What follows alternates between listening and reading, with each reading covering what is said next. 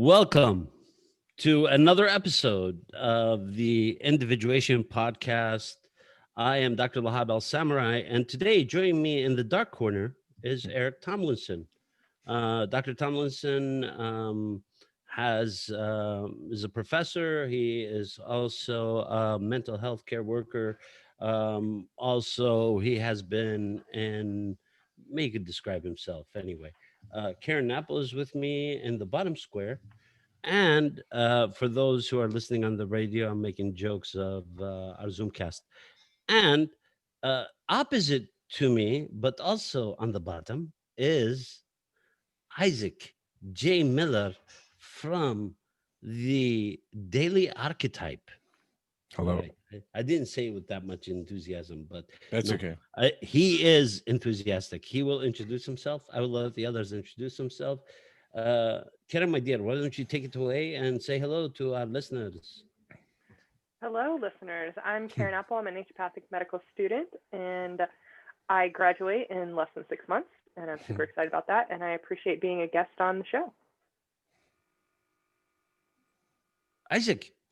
Hello, everyone. My name is Isaac J. Miller, and I host and co-founded the Daily Archetype, which is mostly me just being excited about this nerdy psychology stuff. And along those lines, I want to hear a little bit about Eric and his background, since he's the newest guest of honor. Eric in the dark corner. Would you like to speak? Ask me a question, Isaac. What is it you want to know? I'm sorry. Go ahead, Isaac. I was just gonna say, since we talked to you a little bit, not recorded, and I know you have a multi-decade relationship, friendship with Dr. Lahab. So just want to know a little bit about your background and especially in psychology. And I heard that you were a long time ago, what do you call it, analyzed or counseled by Dr. Murray Stein, who's the author of the book that we're still discussing? Yes, my bachelor's was in psychology. I then got a master's in social services. Then I got a doctorate in psychology, and I met Dr. Al Samurai working with an abused population for a number of years, both administratively and clinically. And I also, due to Dr. Lahab's connection with Murray, Dr. Stein, he was able to get me on Murray's list. So I went to him for 2 years, and I would have kept going, but of course he then had to leave and go to Switzerland, to take over the institute at that point. Ironically, I think I bought every book. I'd always bring a book every time we had a meeting and have him sign it. And the one I can't find is Map of the Soul. So irony. Yeah, it was. So it's been quite a few years since I've read the book. But that's just a quick synopsis. I don't know unless you have some other question you'd like to ask. Well, I guess just generally before we get into it, did you have a chance to brush up on at least chapter 7 today, or are we going off your just decades of experience? I'm entering tonight, going on my brushing up being a 20-year process. All right, sounds good. All right, let's dive into it. I did order the book this afternoon on Amazon, though. Okay. So hopefully I'll get it soon. Okay, no advertising for Amazon. Okay. For Jung, the self is transcendent. This is Stein. I'll start us off, since I am very eager to get into this chapter, because this is the God archetype for Dr. Jung. For Jung, the self is transcendent, which means that it's not defined by or contained within the psychic realm, but rather it lies beyond it. and in an important sense defines it. It is the point about the self's transcendence that makes Jung's theory different from those of other self theorists like Kohut. For Jung, the self is paradoxical, not one self. It is more than one subjectivity. Its essence lies beyond the subjective realm. The self forms the ground for the subject's commonality with the world, with the structures of being. In the self, subject and object, ego and other are joined in a common field of structured energy, which Yoda would say is the force. Mm. This is the point I hope will become most salient from what follows in this chapter. Stein, page 152, and Jung's Map of the Soul. Go Karen, ahead, Isaac. well, no, I hear you. I hear you watering up for this one. oh Go no, ahead. I was eager to hear. I did a podcast. I'll just say briefly that I did a podcast yesterday with some 3 other fellow podcasters. Is and that okay with us, Karen? yeah, I cheated on you guys. Sorry. We did not know you were Okay. podcasting with other people. Well, It took us by surprise. all right, So, all right. Well, okay. I'll get a hall get pass over next it. time. Let Yeah. us get over it, Isaac, and then we'll move forward. Okay, go ahead. Well, but the subject was along these same lines. It was about the relationship with the totality of being, which is similar to the self concept, and in that we have an inevitable relationship with the totality of being, which is something very divine like or godlike.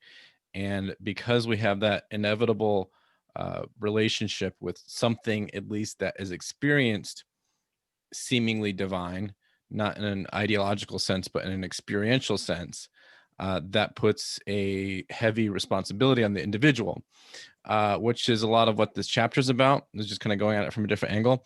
But I was more eager to hear what Karen thought, since this is a little bit new to her and her background. So, Karen, what did you think of this chapter generally? Well, in general, what I thought of this chapter was that the next paragraph after the one that Dr. Lahab just read, I have it underlined, I have it starred. I think that is pretty huge, and I'll read from it in a second. Yeah. And then a little bit later, I picked up on a few more things, but then all of the diagrams and like trying to understand how things are connected, that was way over my head. And I know that you were That's the 4 archetypes, Karen. Also, Okay. it's something Those that are the 4 archetypes in the middle. Also, I would say There's that a top and a bottom. These type of things, it's something only empirical in the way that you experience it through this kind of thing that we're even doing right now. In other words, like it's not like you can say, look, 1 + 2 equals, that's what the self is, or whatever. It's like go through a journey to try to grasp these concepts, and that is experiencing what it's after. So it's empirical in that it's an internal experience rather than the typical way that we think of empiricism. Just because of the collective unconscious. Yeah, well, so as that you go through trying to understand these paradoxes, that, I mean, it's almost like koans, like Zen koans, like sound of one hand clapping, things like that. Yeah, totally. Yeah, so which is like a meditative thing, or like I think we talked about in one of these chapters, looking inside the atom changes the viewer and the viewed. So it's the same kind of principle. Yeah, I could just sit with this one paragraph, the one right after what Dr. Lahab read, and I'm going to read from it a little bit. The typical English usage of the word self makes it difficult to appreciate what Jung is getting at in his theory. And like hands down, like my idea of the word self was nowhere near where Jung was, but that's why I'm reading this. As used in everyday parlance, self is equivalent to ego. When we say that someone is selfish, we mean that they are egotistical or narcissistic. But in a Jungian vocabulary, self has the opposite meaning. I'm like, wait, what? Well, it does and it doesn't. But go ahead. To say that someone is self-centered is to say that they're precisely not egotistical and narcissistic, but rather philosophical, having a wide perspective and not personally reactive or easily thrown off balance.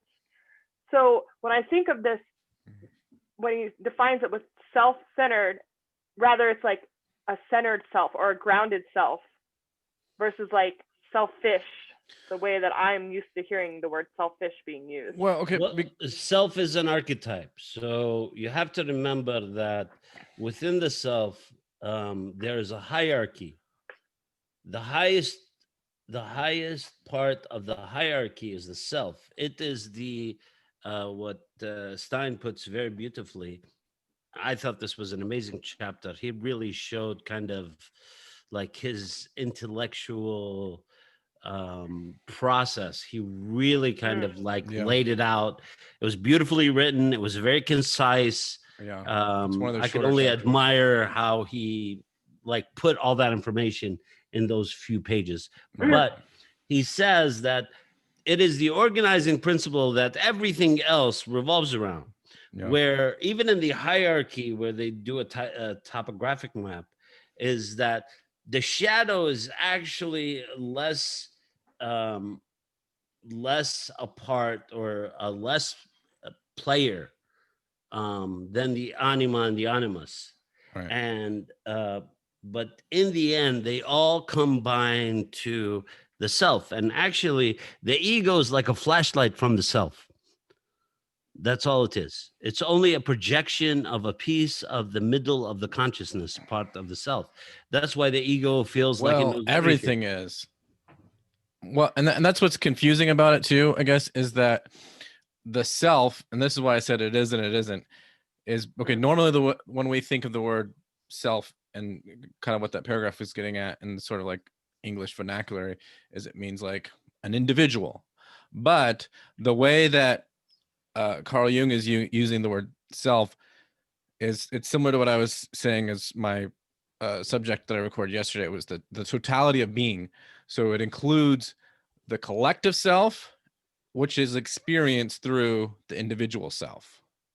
And then it's like Dr. Lahab was saying, where the ego consciousness, like the consciousness that we're experiencing almost constantly, that's just a fractal or a fragment reflection of that totality of being self.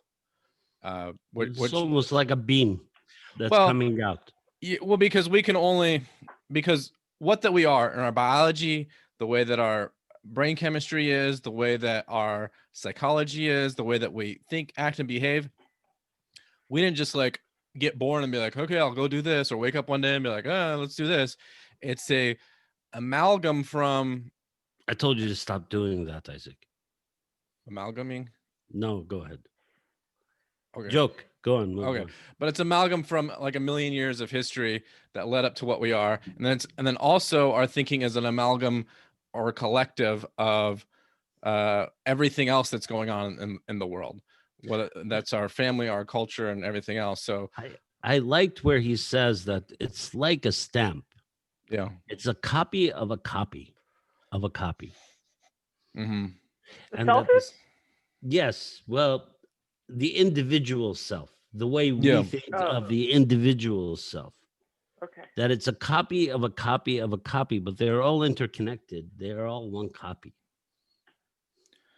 So as an organism, if I understood this correctly, as an organism, all of ourselves are connected into one larger self. And that's why when a group of people project out the self, they see God. So if you're sitting in church and everybody's going, they're seeing God because they're projecting the self onto the idea that God was man.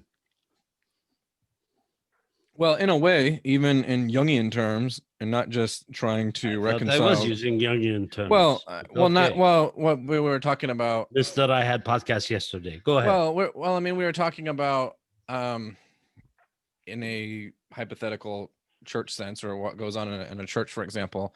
I wasn't But talking about church. I was talking about the projection of God onto us.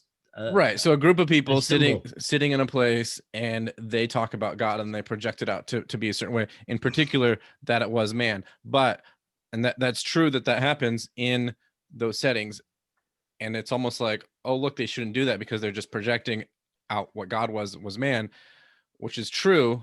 But it's also the case that God was man in the Jungian terms, and that or at least the self was always in man throughout time and manifest in a pattern of behavior, which is that gets it more into certain other works. I forget where, but it's like the where it talks about the archetype of the self in Aeon and others, where the self is a pattern of behavior, which is to unify ego consciousness with the self. Well, he says he uses Zion as the primary text where Jung goes and defines the archetype of the self. Right. But you said something about that the self is within us. It's not Right. within us. Well, it's both. It's experience within us, but it's flowing everywhere. It's like the force. It's everywhere, because the boundaries are exactly, it is everything and nothing. Right. That's the pleroma. The pleroma. We are it and it is us, but we don't know. It could be as vast as the ocean, or the universe, or it could be a minuscule ant, or nothing on your fingers. Yeah. Or nothing. Yeah. So that is always a dilemma of the self. Karen's mind's getting blown right now. Well, it's energy, Karen. Yeah. Well, energy and the fact think that of it that way. Well, and he talks about it in those terms later in the chapter, where it's energy, almost like how we describe spiritual things. Sometimes it's like wind or breath, that you can't see it, but you can see the effects of it. And sometimes, okay, so the energy and the fact. Let's quote Jung. Sure. And Stein quotes Jung on page 157. He says, "The self, ... is completely outside the personal sphere, and appears, if at all, only as a religious mythology, and its symbol range from the highest to the lowest. Anyone who wants to achieve the difficult feat of realizing something, not only intellectually, but also according to its feeling value, must, for better or worse, come to the grips with the anima animus problem in order to open the way for a high union, a connectio oppositorum. This is the indispensable prerequisite for wholeness. Wholeness is also used as the term for the self." So Stein here is saying that its edges seem to be within our grasp, but they're fluid. Right. And it contains us within the sphere that it contains the larger organism. And that's why he starts to talk about the psychoid realm. Yeah. And if our listeners remember, in the earlier podcast, we talked about the psychoid. The psychoid is the psyche of the body, or the body's psyche, if you let me take some liberties, where the body's intuition and understanding is called the psychoid realm. Well, the psyche is more connected to the intellectual side of our understanding of the world. The psychoid realm is the part of the body. He says the self is both the psychoid and the psychic range. It connects to both. And that actually we cannot experience one without the other, because we need both. Right. Go ahead, Isaac. You had something to say. Oh, I was just thinking in terms of on this ego idea. He calls it he says it has a dual center, and this reminds me a lot of what you talk about in JAMP. As a dual center that is a trauma and an archetype of the self, of the self. So basically what that makes me think of is that life, the experience of life, is traumatic. Yes, of course, trauma is the horrible things like abuse that we think of, but also like being born is traumatic. And so the whole trauma of life puts us in this thing where it protects our ego, and that's what isolates our ego consciousness from the self. But what we then need to do is, if we're to grow into wholeness consciously, that is to break down those barriers and heal those complexes, to sort of reintegrate the ego consciousness with the self consciousness and make it unified again, which is sort of what we get at with JAMP, and what this whole process is all about, of the self and individuation, which is sort of the next chapter. But it's all about breaking down those complexes between the ego and the self. And sometimes he explains it as like a tree that grows. Like everyone just naturally has this growth of maturation, but the problem isn't that we don't mature, it's that we isolate ourselves from that maturing process.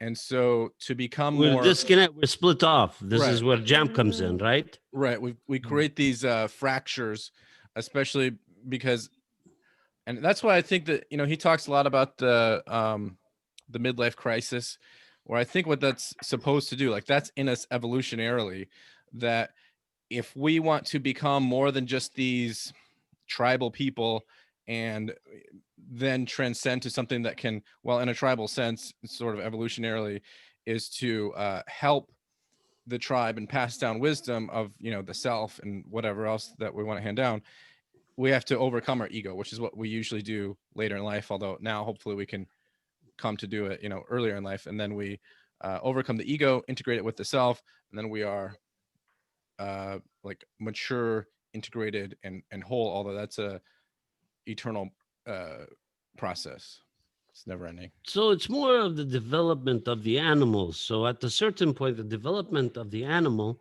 has to give way to the development of the psychic part of the animal.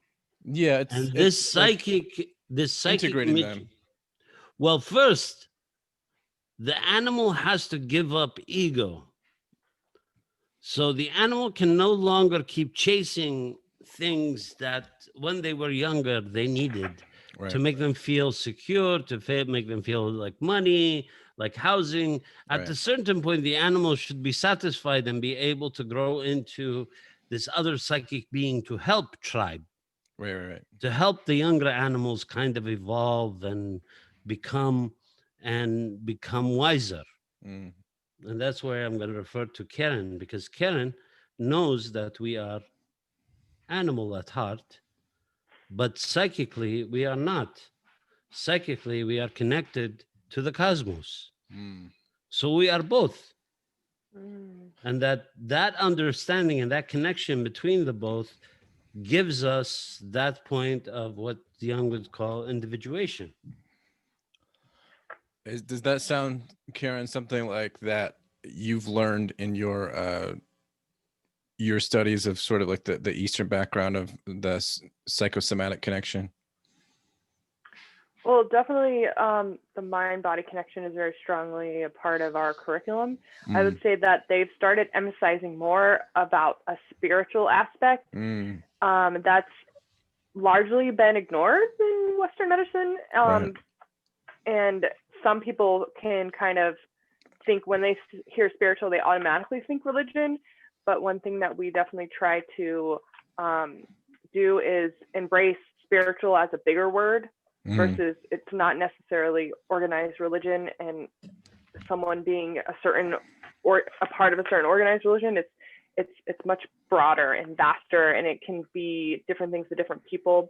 But that most people have it, and if they lack it or they aren't able to name it, there can be some like disease-like process there. Like Yeah. most everyone is connected to something spiritually in some Right. way or some form. They may not be used to the term spiritual. They might, Mhm. have their own language for it, but we're definitely like, that's something that is needed to be considered healthy.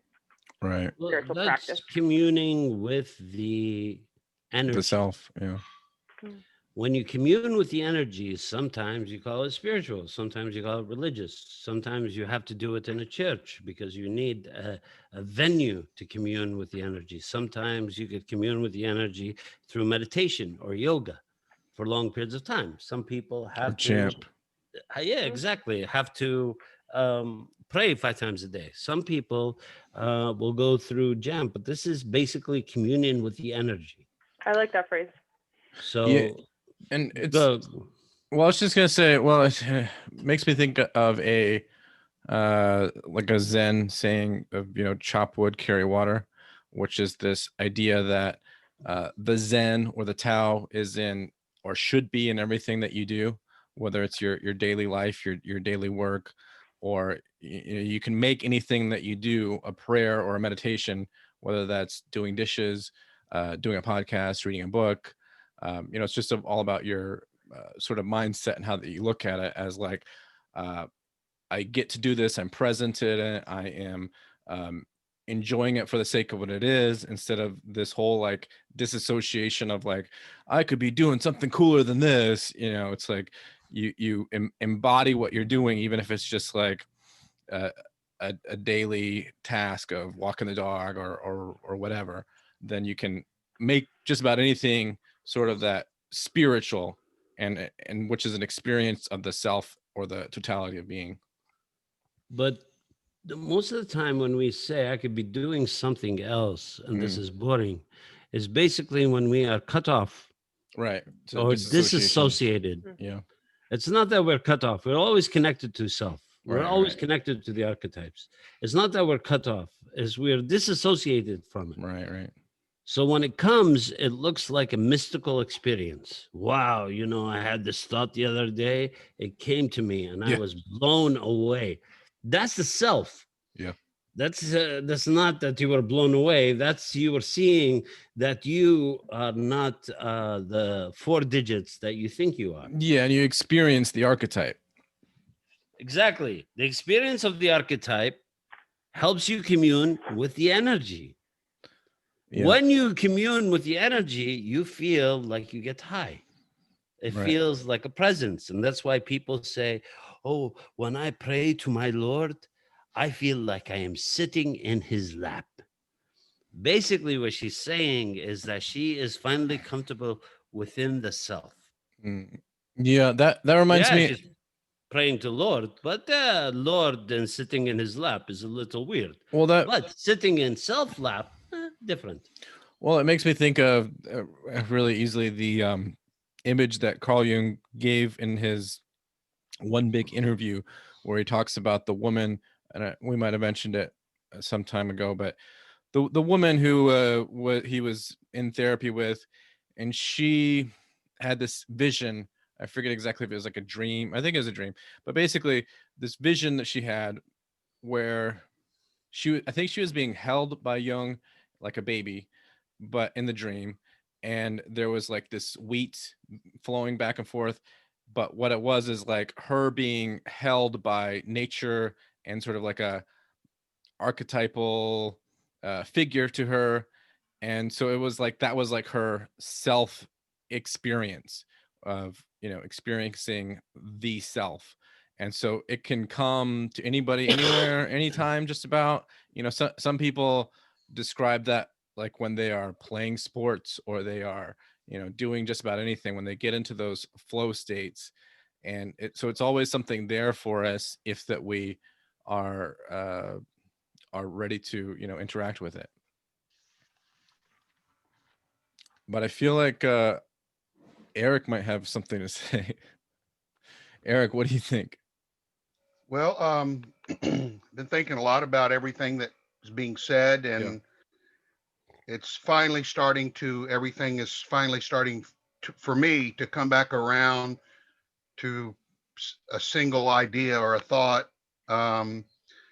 the communion with self, the communion with energy that Dr. Alzheimer I mentioned, the search for something bigger than ourself, which of course the ultimate goal is from um, that point of view is wholeness. That would be something that people are constantly searching for. Mm. And then that self is energy. And then it just got me to thinking about how even Jung to me was a psychologist that, or psychoanalyst, or psychiatrist, or psycho, whatever you want to call him, Mm-hmm. that whether he was trying to or not, included the concept of and the idea of physics involved in his descriptions.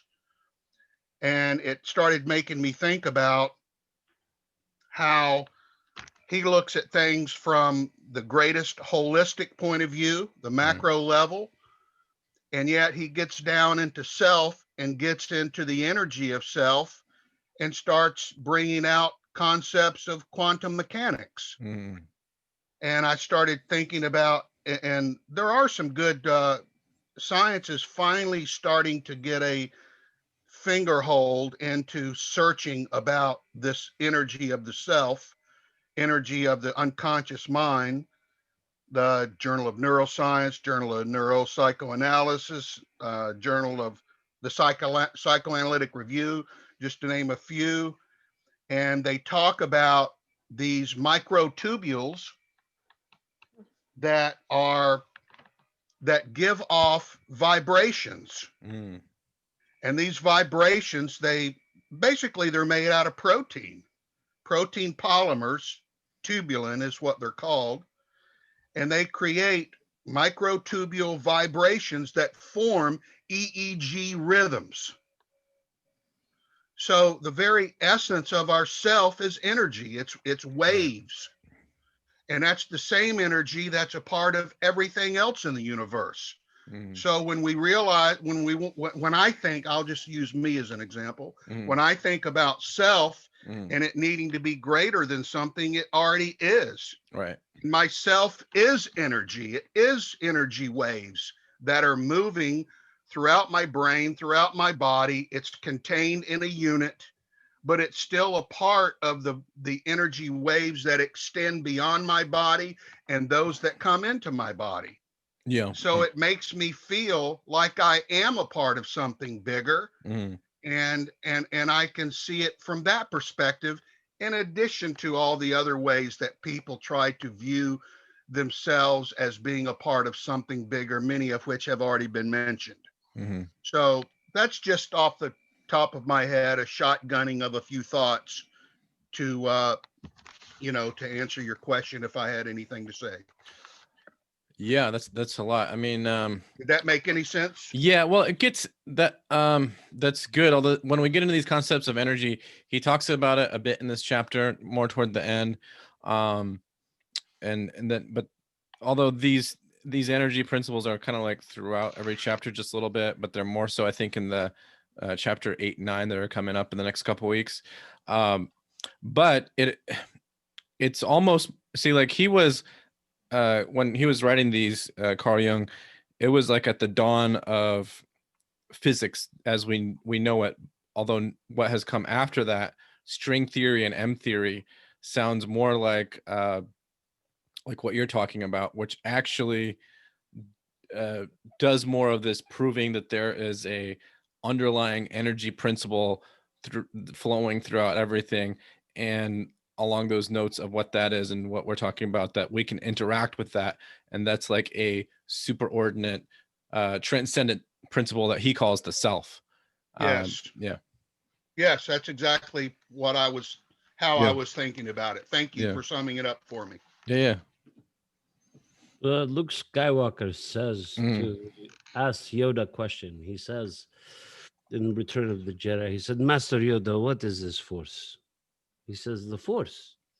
He says, force is energy of all the living things in the universe.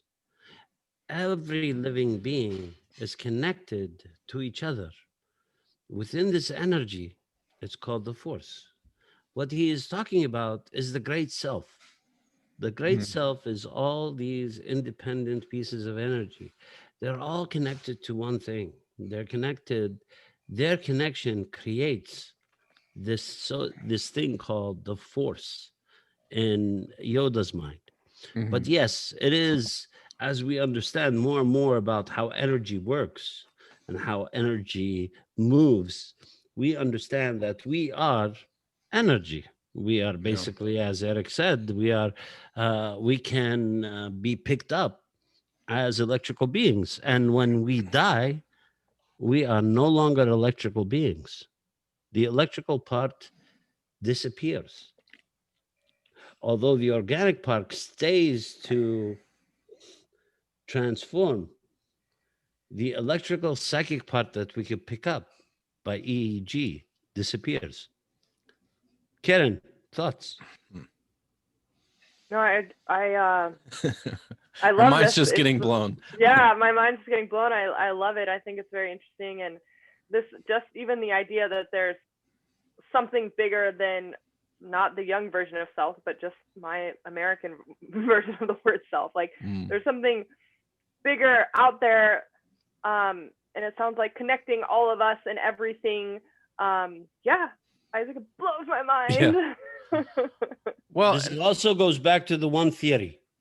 yeah, the one world theory. The self is the primary to the one world theory. Mm. Mm. The self is primary to that because all these pieces connect into a larger being. It also goes back to the organism we call the planet. But the self, I think in Jung's terms, is bigger than just Mother Earth, that we're Right. connected to everything. Yeah. Yeah. Absolutely. And Karen, what you described to me, I don't know if it will do the same for you, whether it be now or in the future, but as time goes on, it has a greater and greater calming effect on me to think Mm. about myself in that regard. Mm. Because in a way, it's one of the ways that part of what myself was and part of who I am and what I am when I die, that energy doesn't go away. It doesn't die. This physical body dies. I don't know how much of I don't know if there will be a conscious or even a unconscious part of me floating around, but at least I know that every atom and subatomic particle in my body is going to exist somewhere out there after I'm gone. Because it And already that, does. It exists within you and exists without you. Right. So this is a little bit of like another metaphysical level, but essentially we can theorize that our bodies are these conduits for consciousness put into this container of an individual that we might think of more of the traditional word of a self or an individual. And so when that container is used up, then the consciousness will it's really hard to say how that consciousness will be. We can theorize and hypothesize a lot of different possibilities, like people have been doing for thousands of years, maybe a million years or more, but it it won't cease to be. It will just change form. Well, first law of conservation is what? Energy Energy cannot be can destroyed. neither can be created nor destroyed. Right. It's already there. Right. And it always has been and always will be. Correct. So Stein on Mm. page 167 says, penetrating through the organic level leads to the realm of pure energy, Mm. which modern physics has also discovered. Right. This comes about by continuing to move ever further into matter until one finally arrives at the point that dissolves into pure energy. But energy is so intangible. In fact, it is an idea, an abstraction, a concept used to describe something that cannot be observed directly. We know that's not true anymore. We can't observe energy directly. though it can be measured by its effects. Psychic energy, as we saw in chapter 3, is for Jung. Oh, maybe he's talking about psychic energy. For Jung, the life force, the vitality we bring to our projects, the interest we take in life, right? And in others. It is the power to reckon with. As anyone who has ever suffered from its absence in a clinical depression knows only too well. So the more we lose, the more energy we lose, the more depressed we are. Right, which is just a disassociation. Yes, but we are losing energy. Therefore, we feel the sucking out of energy because our energy is inactive. Right, we're detached from the self in these terms. Correct. It can move mountains, but it is nebulous and unfathomable too. So the descent through the layers of the psyche from the highest level of the idea and ideal and image through the concretes of the ego existence and the body's reality into the chemical molecular composition of our physical being leads finally to pure energy and back into the realm of ideas, which is the world of know or new, of the mind of spirit. Thus, the quaternities touch at the poles of their greatest opposition, at the extreme of the spirit and matter. Jung drew this dynamic. Okay, so he drew a map, which is basically the 4 archetypes again. And he keeps redrawing that map, whether it is a square or a circle. Well, he does it as a double pyramid in this. Yeah. So, Isaac, we're did gonna go into this, you but go ahead. make your own diagram? But not this week. Oh man. So, on page 168, Stein says, and he starts it by the self as the central mystery of the psyche.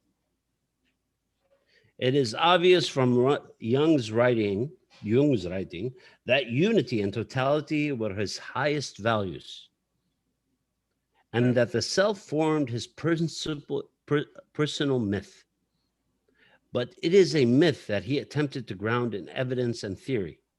More correctly, the theory of the self, the concept that there is a transcendent center that governs the psyche from outside of itself and circumscribes its entirety, was a means that Jung used to account for basic psychological phenomena such as the spontaneous appearance of circles or mandalas.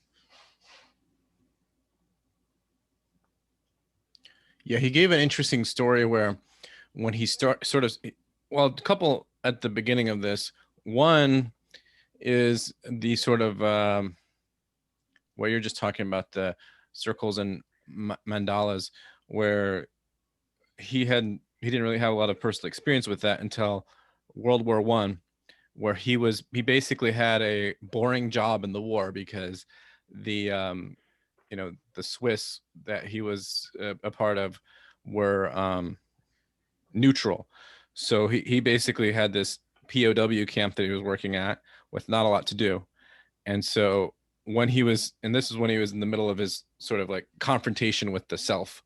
And so he would start his day drawing out circles, and that would give him energy. And he felt that was bringing things out of the collective unconscious, which is actually sort of the birth of the Red Book, in at least the artistic parts of it. And then he gave another story of more literary things coming from the self at about that same time, which is where in his own home he felt he was sure that he saw this knock on the door a couple times with the knocker moving, and the second time someone else saw it too. And then after that, he started what he called 7 sermons to the dead, which is basically like a precursor again to his red books and black books and all of that. And the 7 sermons to the dead is actually really interesting. It's not very long. It's about the length of this chapter.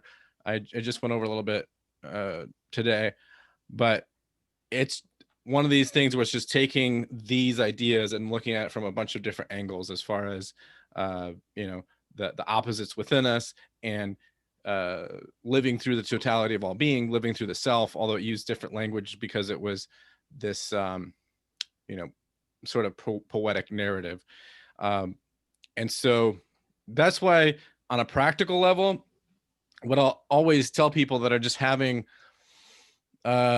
issues in their life, other than, you know, some of the obvious solutions might be some type of counseling or JAMP, what I'll tell people is to try to find something creative to do. Because the more you can find something creative to do, especially if it's something that you have some connection to, then that allows the unconscious to flow out of you.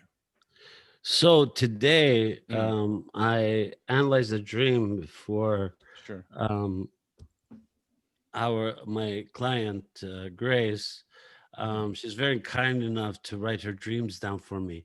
So I wanted to read it to you because I thought I was reading the chapter and I was interpreting her dream today, and I was like, oh my God, it was like, must have read my mind. So, which is in the next chapter. But in this, it says, the night of the 30th of December, she says, I was at an old lady's house. She was not home. The house was tidy, but parts of it were in disarray. So she's dreaming about the self. I will show you how this goes. My mother came over and told me my aunt had a medical problem and needed help. I was in her house. I offered to help her out. Aunt was in a hospital and was coming home. My mom left and Aunt A arrived. She was dressed in style as usual. However, she was extraordinarily thin. She had a wide, stylish belt clinched around her middle, which was about 8 inches wide. Her neck was also pencil thin. She was vaguely hourglass shape. It was a beautiful image. Although the other parts of her body that were not cinched in were also thin, she was very particular about how she wanted her house and was somewhat suspect of my help. I asked her what she wanted and how she wanted it done and prepared her snack to eat. I surmised that due to her thinness, she had been sent home to die. She was still ambulatory and seemed okay except for the excessive thinness. I left her house, went outside, and was transported to a village square. It felt like an old European town. The ground was cobblestones, and the square was small, maybe 40 feet in diameter. Of course, the dream before, she dreamt of 4H. Now it's 40. Both of my parents were there. My dad was planning a trip for them. He wanted to drop off my mom at a bank on one side of the square to get cash, then cross the square to what looked like a travel agent's office. He had a car which seemed a bit like overkill, given the size of the ground being covered. There were quite a few people about and something messy all over the ground, which I eventually realized was clothing. As she went on, my dad finally communicated that he wanted to drop off myself and my mom at the bank, then have the two of us walk over and meet at the travel agents. I agreed. My mom and I walked across the plaza towards the travel agent. The plaza was circular. So the self, Circular. so she goes from dream 1 on the 28th, the 29th, the 30th, the 31st, and the 1st and the 2nd. So each of the dreams, this dream, I felt like I crossed between a 4-H meeting and preaching service. That's the dream. Well, it's a long dream, but that I wanted to bring up. Then in the third dream, a major part of the celebration was cakes. This is Mandela's, right? And the next dream, I find a place to lay my mat that seems not to be intrusive.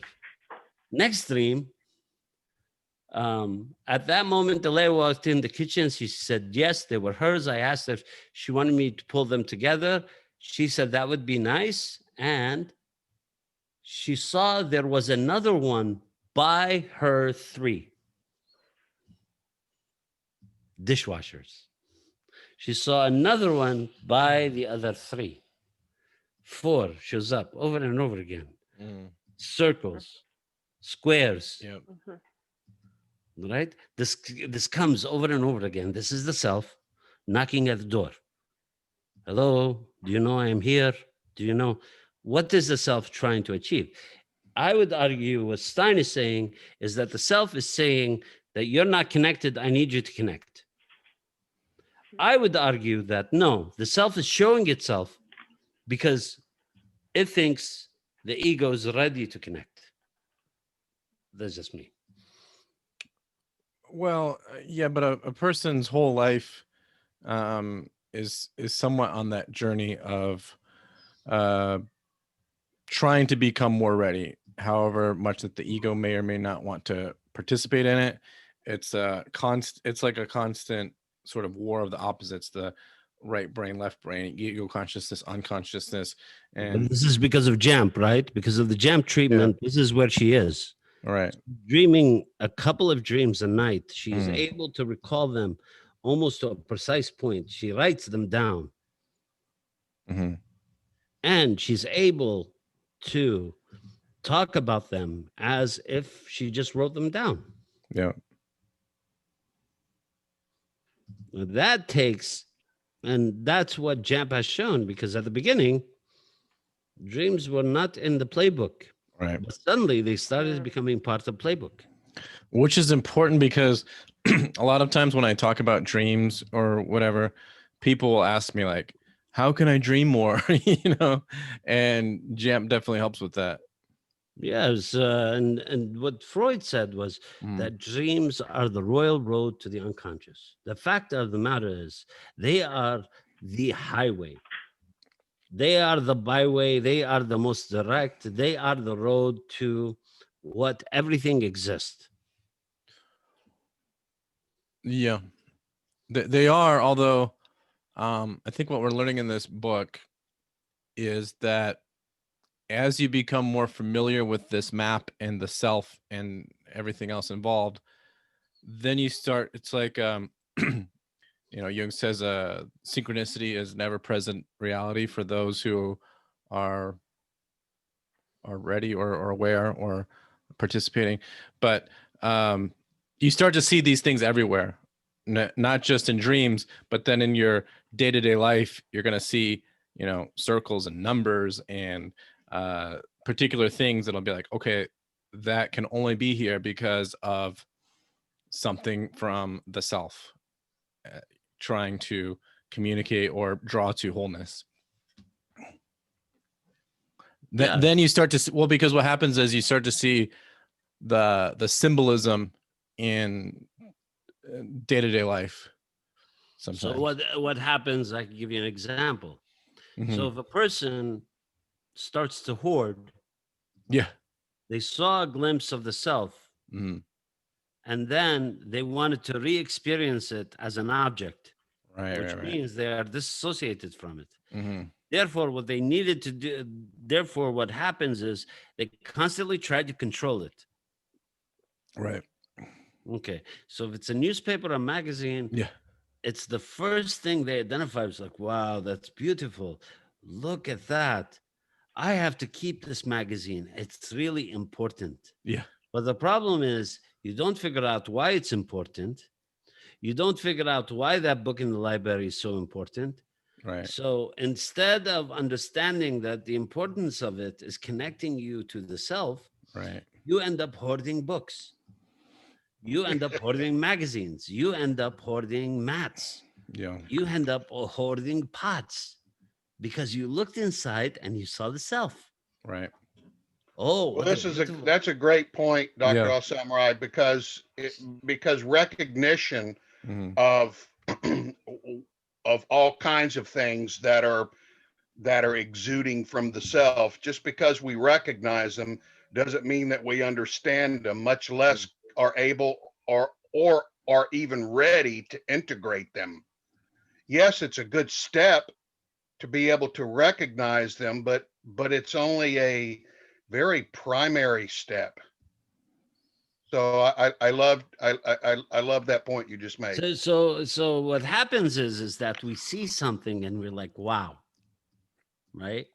But instead of creating or integrating a bigger understanding of the wow and saying, how does this wow work in the world? What you say to yourself is, wow, I need more. So you do it over and over and over again, but the wow is not being re-experienced. So now you're stuck.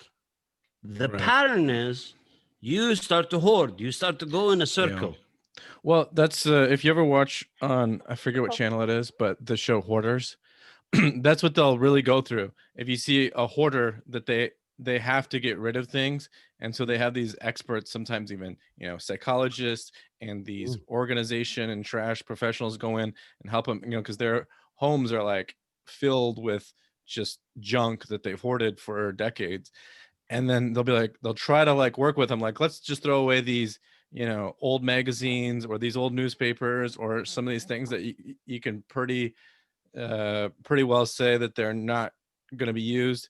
And then it'll be like ripping out their brains just to throw away some pile of junk. Because the projection of the internal is external.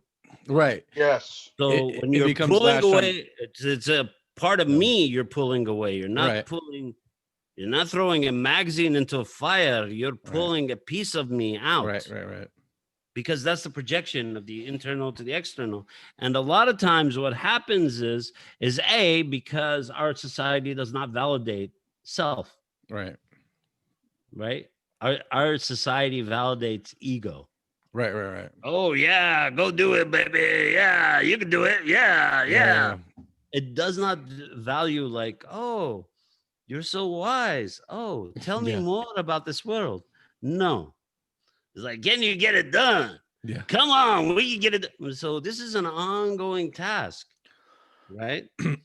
Well, also in the letter that Carl Jung wrote to one of the founders of Alcoholics Anonymous, he talked about alcoholism in a very similar way, where it can be, when it becomes an addiction. I mean, of course, even anybody can drink, but when it becomes an addiction, Cheers.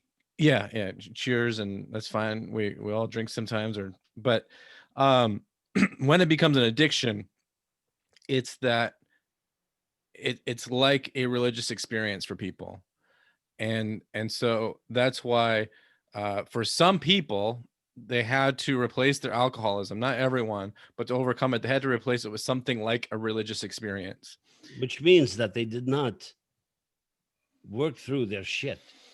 Right. Because if you compensate one object for another object, what you are still doing is you are still addicted to the object. You have not integrated the object. So for instance, those who used to do heroin and now they have to meditate 8 hours a day. Right. They're addicted to the object. The object was what? The object was, I get so high. Yeah. So basically you have transported yourself from heroin to meditation. Yes, meditation is healthier. Yes, it's better for you. Yes, but you're still stuck. Yes. And that's why somebody says, I've been doing meditation for a very long time and really saw very little results, but I felt great when I did it, means that you actually were not physically there. Karen, these men have been talking forever. Please speak. Give us some feminine energy. Yeah, I like how you were just discussing, like, there was harm reduction there, but the root cause wasn't dealt with. And then Isaac, I wanted to go back to what you're saying about trying to find something creative to do. I was wondering if like making collages out of clippings from magazines would be we did that. to be called creative. Oh yeah, we did. That was fun. Yeah. So, I mean, that's part of it. The only, I guess, issue with that is, it's not something you can maybe do on a like ongoing basis. So it's something that maybe you could do sometimes, or maybe do other forms of it, like scrapbooking. But it's definitely good. Like that reminds me of a newer Jungian therapy that I forget if it's in the category of play therapy or sand therapy. But what they'll do in things like sand therapy is they'll like have this tub of sand, and then part of it will be like they'll have all these figures. They can be like little toys or little objects that might have meaning for a person when they come into this room of all these objects and sand to do sand therapy in. And then what the sand or art therapist will tell the person to do is, don't like vocally sort of think about what you're doing, just like do stuff. And the reason that works is it's really similar to what Carl Jung was doing when he was having visiting with his clients. Almost all of them, he would, like in one of their first sessions, he would say, all right, here's some paint. One of your first jobs is to paint stuff, and don't think about it if it's going to be like any particular thing or object or whatever. Just paint. And it works best, like I think we talked about a little bit before, if that they don't have experience with painting, but they're just like putting stuff out from the unconscious because what it does, it's almost like the more you can do that type of thing, and you can do it even if you have creativity in your work, but that's kind of like to the chop wood, carry water thing. But it's almost like what we were talking about a minute ago with objectifying things, or like almost deifying objects, like a hoarder will do, or not maybe an alcoholic will do with a chemical substance or something like that.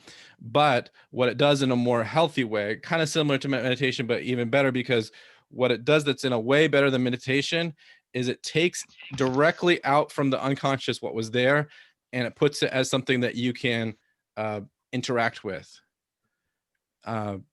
So yeah, scrapbooking can be part of it.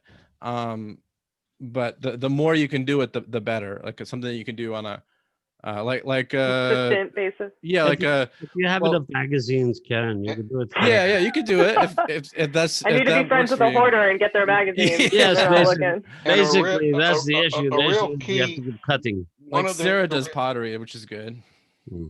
That's a good example. But Eric had something to say. I was just going to say, keys to that, to keep it from becoming a routine engagement, and to keep it on a level where you can continue to benefit therapeutically from it, is to always, once it becomes routine, whatever it is, whatever the creative, whatever the creative engagement is, to add something new to it. That's really the key, is to always add something new to it. Yeah. Not just so that not just for the sake of it not becoming routine, but because it keeps your brain moving forward with the same creative activity that you're engaged in. And that brings all sorts of things in from different parts of the brain when we keep adding something new to it. And it also stimulates, if it's done intensely enough and repetitively enough by adding something new, it can also generate new neuronal growth. Yeah. So I think if I say it a different way, do not be the faucet, be the hose. Be able to move around and spread the water everywhere, instead of let the water leak out of you over and over and over again in the same way, which is basically doing something repetitively, instead of finding different ways to kind of spread that creation all over the place. And water, as a form of life and giving us life, spreads all over the place, instead of you pour it in same pot and pour the pot down the same drain. So in any activity, it doesn't matter what it is. Podcasting. In any activity, you have to take it a step higher. Right. Yes. You can't just get back to the, oh, welcome back. I am here. I am saying what I said last week. No, Mhm. it's about, am I expanding Right. what I am understanding, or am I kind of shutting down and kind of just holding on to something precious and saying, Right. oh, the term precious is like, oh, precious, My precious, it's all mine. precious. Anyway, my my other patient had a dream. Mm.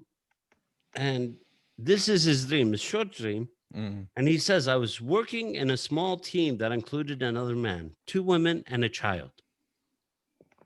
Another man, 2 women and a child. So 4. 4. Yeah. The child belonged to one of the women, but there were no other affiliations between us. We were preparing a detailed plan to travel forward and backward in time. We gotta love this, backwards and forward, right? Yeah. Like that. It involved going into space, then returning without any passage of time relative to when we left Earth. So you go from one point to another point, or that's the unconscious. Time doesn't exist. Right. A professor stopped by to review our plan. He pointed out that once we got into space, there was initial rotation that was not accounted for in a return trip. He said that every maneuver must be done exactly in reverse direction and in reverse order, or it would violate the laws of physics. Beautiful. Deep stuff, man. It's beautiful. It's like a ballet. Mm-hmm. So here you are deep into the unconscious. Right. The laws of physics have to work in a very different way. Mm-hmm. Or they don't work. Or do they exist or don't they exist? Or so the psyche here is showing you the self and says deep within the self, everything is in reverse order. Who you think you are is not what you are. Right. It's not only in reverse order, it's in reverse direction. So if you were looking forward, you have to be looking back. Well, probably from the experience of an individual. So, in other words, and the totality of the self, it's all kind of the same. But in the division of an individual that would make these trips through space and time, you'd have to go a certain way. I mean, almost kind of think of like how a zipper goes. You got to go one way and then come back and do the reverse, or it won't work. Well, it's like a dream. Mm. A dream, you don't know how long it was. It could be a second. Yeah. But you could have experienced it for like 20 minutes. Yeah. You wake up sweating and you're like, oh my God, how long was I asleep? 2 minutes. Yeah. Shit, how did that happen? Yeah. Because that's the experience. The experience is you go from here to somewhere else and you come back and you're still here. Yeah. Hmm. I was talking to this girl a couple weeks ago about her dream. And one of her dreams, and it was on one of my podcasts, but it was like a 30-year dream inside of one night. Oh, wow. And she she was like a boy in Africa with her brother, and then she came to America, and there's this whole like sibling rivalry between them. At the end, her brother killed her like when they're almost 30 years old, and she like experienced that whole thing in one night's dream. And Wow. yeah, like it flattened her the next day because it like was like 30 years of reality to her. Time travel. Yep, just The only essentially place, the only place you could do that is within the unconscious, right, which is encompassed in Jungian terms by the self. right. The self is the outer boundaries of the unconscious. Mm. So what you're experiencing down there, you're experiencing right there. Mm-hmm. So always ask yourself, Mm-hmm. this to our listeners, always ask yourself, why am I doing this? What is the purpose of me doing this? Whether it's a hobby or anything, try to gain greater insight into why you do what you do, you will find a lot of things about who you are and how you are. And these are not questions you asked. All the question you need to ask is, why do I do that? Interesting.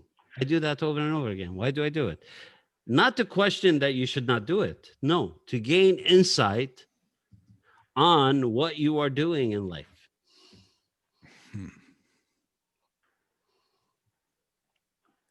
Eric, you have something to say. Yeah, go ahead, Eric. I don't think I do at the moment. Oh, okay. We misread your mind from your black screen. We can't see you from the darkness, but I was thinking projected onto the darkness. Yeah. I was actually thinking of, I was trying to apply it to an episode of Star Trek The Next Generation that I saw, where Picard had gone to another planet, had lived an entire life, got married, had a child, became a leader in the town. And then when he woke up and they were asking him if he was all right, he had only been out, for a couple of minutes. Was the experience of the self. That is a grand experience of the self. That is what, Eric, you're talking about. That true Buddhist monk, when they meditate for long periods of time, that's what they experience. They experience entire lifetimes in different ways. Yeah, it reminds me of, there's this funny cartoon called Rick and Morty where they went and played this video game on another planet, but what happens is, I think it's called I don't know, Bob's or something, but they live an entire life in one single video game that takes like 5 minutes. And then like one of them finishes it and he's like, I can't believe you survived cancer. And then you went back to work at the carpet store. but he gets out and he's like, he didn't realize it was just a few minutes, but anyway, those kind of things happens because in the unconscious, and this is why that sometimes we can engage with something like an actual video game and we don't realize sometimes a whole day will go by, or we if we're really engaged with our creativity or our work or something, or even just like spending time with someone that we really care about, it's like it can seem like a moment and a day will go by. But then on the other hand, if we're like anxious for something, or we're like with someone that we're uncomfortable with, like a minute can seem like a day. That's how in consciousness time is this strange fourth dimension. It's relative. Right. Time is relative and you're unconscious because it doesn't really exist, because your unconscious has no past, present, or future. They all exist in one. Yeah. Karen can see herself as a young child and know that she's not a child anymore, and she doesn't need to be in mother's house, but she's stuck in mother's house and she's trying to get out. For example, not that you've had that dream, but that would be an experience. And that's why our client says that everything, he said that every maneuver must be done exactly in reverse direction and in reverse order, or it would violate the laws of physics. So the essence of the unconscious violates the laws of physics. Well, what I think of this in maybe more of a practical thing, and it kind of gets into like what you do in JAMP or therapy, is, okay, sometimes I've talked to people and they will, like people in family or relationships that I've had in the past, where they can look back at a certain interaction in the past and they can remember a certain way that is just very ego identification, protects their ego, even if it's completely contrary to the reality that definitely happened. But then on the other hand, you can look back at an instance and just look back at it and not need to do anything, but maybe draw meaning from it for how you can do what you ought to do in this present moment, which might just be anything to dissolve your ego or to live your life as maybe you ought to live. So how that we interact with the past and the future and the present, even if the past, future, and present are sort of illusions, it's important how that we do that. And we can do it in a certain way, that if we do it in a certain way, it can rewrite our future in a better way, compared to if we do it in the wrong way, then it'll just inflate our ego. So what Van Franz would say is projection and recollection. Yeah. The projection is the ego. The ego is a projection out into the world. As you become more and more integrated Right. and less fearful of the world around you, the more you need to start accepting and acknowledging that the self is greater. Right. So, in what he says, so Stein in page 168 says, which I really, really enjoyed, he says, the psychic system as a whole consists of many parts.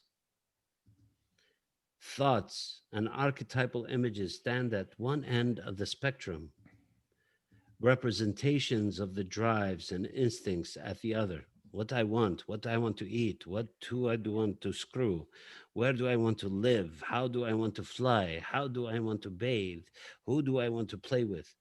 In between are a vast amount of personal material, such as memories, forgotten and recalled, and all the complexes. The factor that orders this whole system and ties it all together is an invisible agent called the self. This is what creates balance among the various other factors and ties them together into one functioning unit. The self is the center and it unifies the pieces, but does so at a considerable distance, like the sun influencing the orbits of the planets. Its essence lies beyond the boundaries of the psyche. It is psychoid and it extends into regions beyond human experience and knowing. In the sense, Jung would say the self is infinite. At least we cannot say from empirical evidence where edges may lie. This is as far as Jung would go, as he notes in his autobiography, but it surely is a good distance. The self is infinite, but the self is the sun. We know the sun gives us energy. We know it gives us life. Without the sun, we could not live. This planet has died. Living beings, organisms have died because of lack of sun. Now we also know that the sun is a symbol of the self, like other things are a symbol of the self. All these pieces come back to represent one thing. The mirror you're staring at, what you see in the mirror is not what is there. It's always an illusion. The more you stare, and it's like this is what they said about, what did Nietzsche say? The more you stare into the abyss stares back. Stares back. Yeah.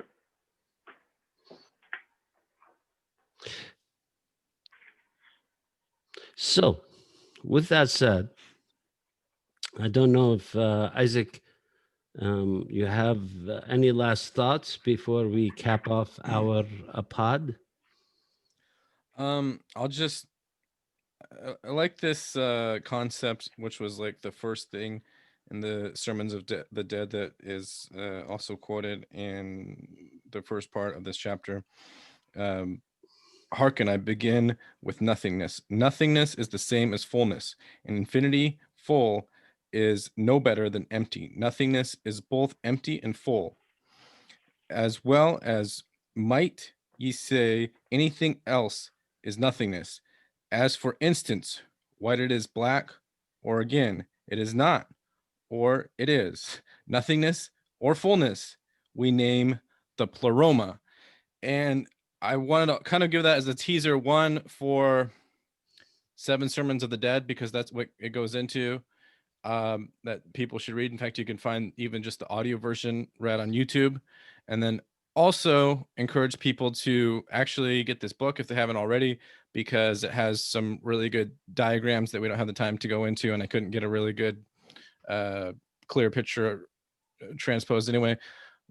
So this stuff is infinite and it's also nothing. So people should dive into it. And like I said at the beginning, have that experience of trying to understand it. And that experience is like what changes us, just like the sort of yoga principle of looking into the self. Shit, you're saying I'm nothing and I'm something at the same time? No, you're not nothing and something. You're nothing and everything. Oh, I like Shit. that. Yeah. Karen, what are your ideas? Yeah, just like Isaac said, I'm experiencing it as I'm going through it, and I'm gonna take that as a win. That's a win. All right. Eric, any last thoughts? It's been fun. I'll look forward to next week.